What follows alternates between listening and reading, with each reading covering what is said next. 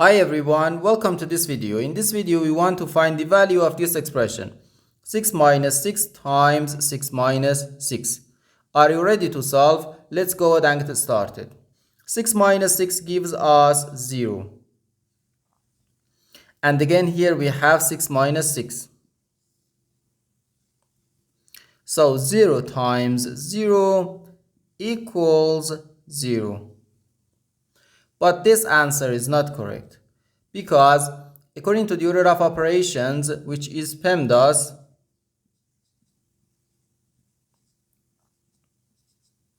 P stands for parentheses, E stands for exponents, M and D stands for multiplication and division, and A and S stands for addition and subtraction. First we have to do parentheses, then exponents, then multiplication or division, and finally addition or subtraction. Remember that multiplication and division have equal priority and we have to work from left to right. And the same applies to addition and subtraction. In this expression, we have two subtractions and one multiplication.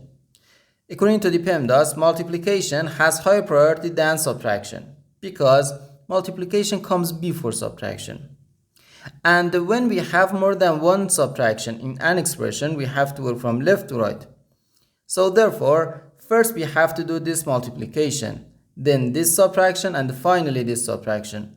If we do this subtraction or this subtraction before this multiplication, it is wrong.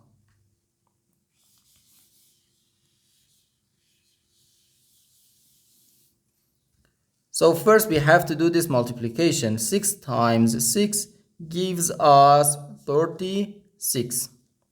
So we have 6 minus 36 minus 6.